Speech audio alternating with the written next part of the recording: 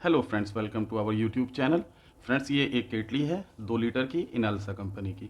ठीक है फ्रेंड्स, मेरे प्रीवियस वीडियो को मेरे एक सब्सक्राइबर ने देखा और उसके बाद उसने मुझसे कांटेक्ट किया कि भाई मेरी भी केटली ख़राब हो गई है, क्या आप उसे चेक कर लेंगे। तो फ्रेंड्स, चूँकि मैं DIY और स्क्रैपिंग वीडियो बनाता हूँ तो मुझे एक कंटेंट मिल जाता है और किसी की हेल्प हो जाती है फ्री ऑफ कॉस्ट। तो फ्रेंड्स, ये मेरे एक सब्सक्राइबर की है, इनालसा कंपनी की 2 लीटर की केटल है।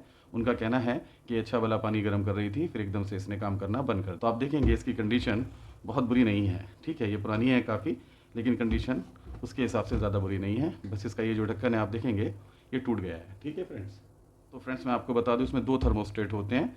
थर्मोस्टेट कह दें या ऑटो कट कह दें। देखिए, एक तो ये बॉटम में होता है यहाँ, ठीक है, एक ही स्विच के अंदर होता है।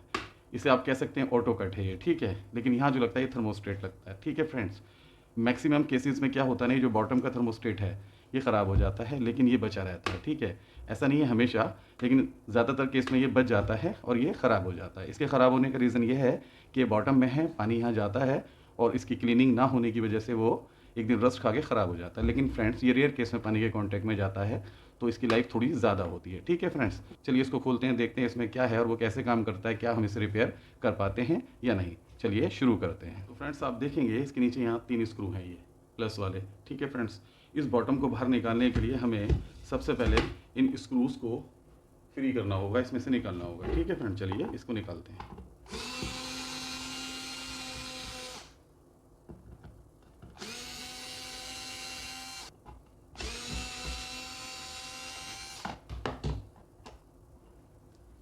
तो फ्रेंड्स, ये 3 स्क्रू थे इसके और जिनकी कंडीशन बहुत बुरी नहीं है। इनके जो ऊपर का हिस्सा है वो रस्टी है, लेकिन अंदर से ये ब्राइट हैं, ठीक है। ठीक है फ्रेंड्स, चलिए अब इसको खोलते हैं।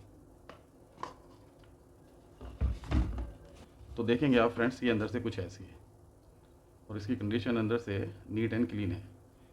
कोई ज़्यादा बड़ी प्रॉब्लम मुझे इसमें लग नहीं रही है। चलिए फ्रेंड्स, इसके सबसे पहले एलिमेंट को चेक करते हैं, देन आगे का काम करेंगे। ठीक है फ्रेंड्स, और फ्रेंड्स इसके एलिमेंट को चेक करेंगे हम सीरीज़ से। ठीक है फ्रेंड्स, चलिए सीरीज़ बना लेते हैं।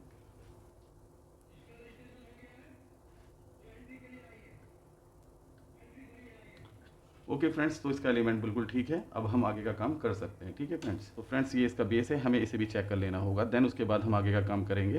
कई बार होता है इसमें प्रॉब्लम होती है और उसको खोलना पड़ जाता है। ठीक है फ्रेंड्स, तो चलिए इसे खोलते हैं, देखते हैं ये ठीक है या नहीं ठीक है।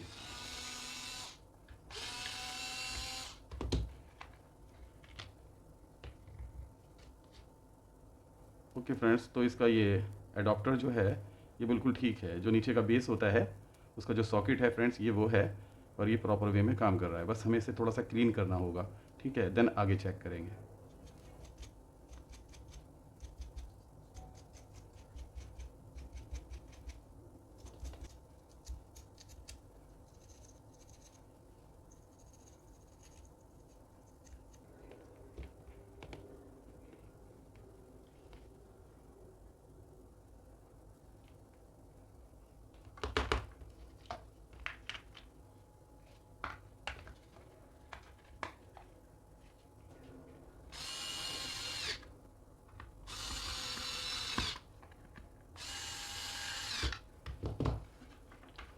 ओके फ्रेंड्स, तो हमने इसको खोल के क्लीन कर दिया है।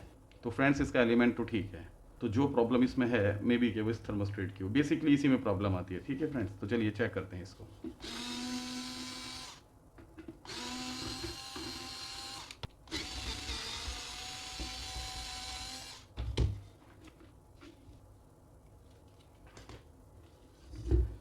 तो फ्रेंड्स आप देखेंगे ये है इसका स्विच और इसी के अंदर इसका ऑटो कट होता है। ठीक है फ्रेंड्स, इसके कनेक्शन चेक करने होंगे हमें सबसे पहले। तो फ्रेंड्स ये है इसका स्विच और इसका ऑटो कट। ठीक है, इसे खोलना थोड़ा मुश्किल होगा एक्चुअली। देखेंगे आप इसका जो स्क्रू है ये पूरा रस्टी है। ठीक है, वेल हम ट्राई करते हैं, मे बी हम इसे खोल पाएँ, क्योंकि इसे खोलना ज़रूरी होगा। इसको क्लीन करना, रिपेयर करना ज़रूरी है। ठीक है फ्रेंड्स, नो फ्रेंड्स ये नहीं खुल पाएगा। आप देखेंगे ये बिल्कुल, ये देखिए इसका जो हेड है ना वो बिल्कुल ख़त्म हो गया, वो रस्ट ने उसे पूरा खा लिया है। तो फ्रेंड्स इस सिचुएशन में इसे कटा रहना चाहिए। ठीक है, तो चलिए चेक करते हैं कि ये कटा है नहीं। ठीक है फ्रेंड्स, तो ये कट गया है। ठीक है, और इस सिचुएशन में फ्रेंड्स इसे ऑन हो जाना चाहिए। ठीक है फ्रेंड्स, तो हमारा स्विच परफेक्टली ओके हो गया है। ठीक है फ्रेंड्स, चलिए फ्रेंड्स, इसको पैक कर देते हैं। चलिए फ्रेंड्स, इसको लगाते हैं, देन चेक करते हैं। ठीक है फ्रेंड्स, तो हमारी कंटिन्यूटी आगे जा रही है, यानी कि हमारा ये स्विच फर्स्ट क्लास ठीक हो चुका है और इसकी क्लिक बता रही है ये थर्मोस्टेट का काम यानी ऑटो कट का काम भी बढ़िया से करने वाला है। ठीक है फ्रेंड्स, चलिए इसको चेक करते हैं एक बार और।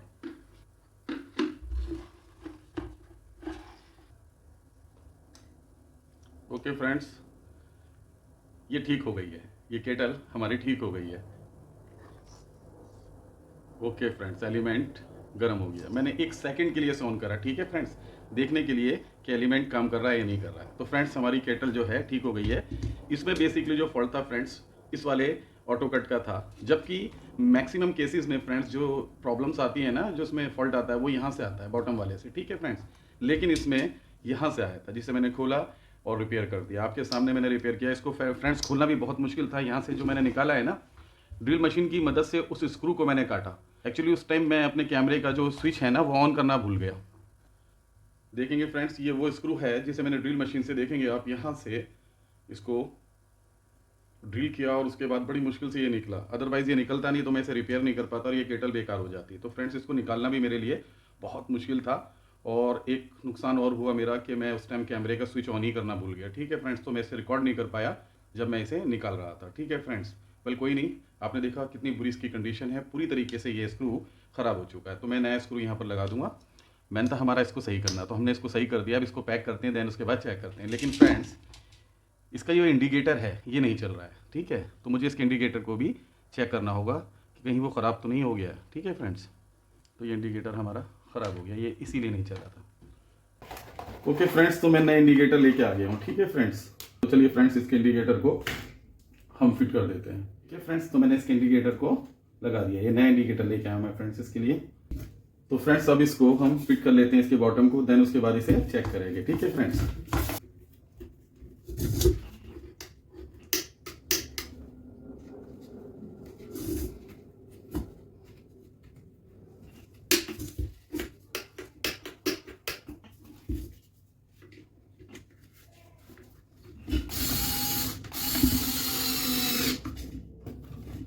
परफेक्ट।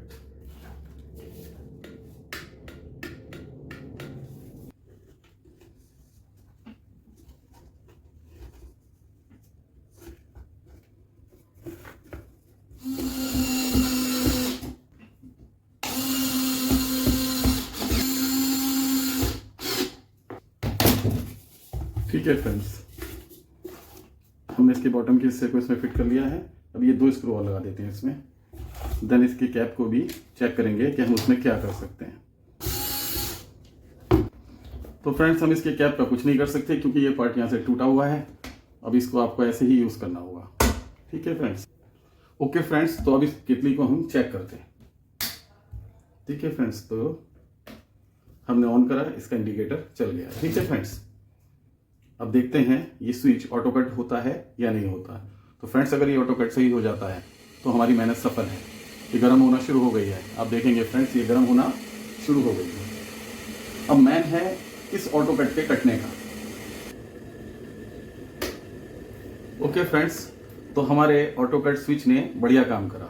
जैसे इसका टेम्परेचर 100 अप हुआ, ये अपने आप कट गया। ठीक है फ्रेंड्स, तो हमारी केटली परफेक्टली ऑल राइट है, ओके हो गई है। इसमें जो प्रॉब्लम थी वो सिर्फ इसके अंदर प्रॉब्लम थी, उसको खोल के रिपेयर कर दिया मैंने और बढ़िया हो गया फ्रेंड्स। ये स्विच जो है, इसका जो ऑटो कट होता है, मेरे एरिया में रेयरली मिलती है ये सारी चीज़, जो स्पेयर पार्ट्स वगैरह होते हैं मेरे एरिया में नहीं मिलते। इसके लिए बहुत दूर जाना पड़ता है और अच्छे खासे पैसे वो लोग ले लेते हैं, फिर आने जाने का किराया अलग से लगता है। तो फ्रेंड्स, मेरी पहली कोशिश होती है जो चीज़ें मेरे पास हैं उनको मैं रिपेयर कर सकूँ। DIY का मतलब ही यही होता है, नया सामान ला के डाल देना। तो मैं नहीं समझता कोई समझदारी है। मैंने इस स्विच को खोला, एकदम रिपेयर करा और उसके बाद लगाया। आपने देखा फ्रेंड्स, ये कितनी बढ़िया कंडीशन में काम कर रहा है, फर्स्ट क्लास एकदम। ऑटो कट हुआ है, कोई प्रॉब्लम नहीं, केतली बंद हो चुकी है, इंडिकेटर भी हमारा बंद हो गया है। तो फ्रेंड्स, इसके अंदर एक इंडिकेटर खराब था, एक ये स्विच खराब था। इस कैप का मैं कुछ नहीं कर सकता क्योंकि आप देखेंगे ये सब यहाँ से टूटा हुआ है। ठीक है फ्रेंड्स, इसकी पूरी सर्विस कर दी, इसमें जो भी कमियां थी छोटी मोटी वो मैंने दूर कर दी है। ठीक है फ्रेंड्स, तो ये जो मेरे सब्सक्राइबर की केटली है, अब मैं उनको दे दूंगा। मैंने कहा लो भाई, एंजॉय करो गर्म पानी। ठीक है फ्रेंड्स, होप फ्रेंड्स आपको मेरा ये DIY प्रोजेक्ट पसंद एवं समझ में आया होगा। मिलते हैं ऐसे ही किसी इंटरेस्टिंग टॉपिक के साथ में। जय हिंद।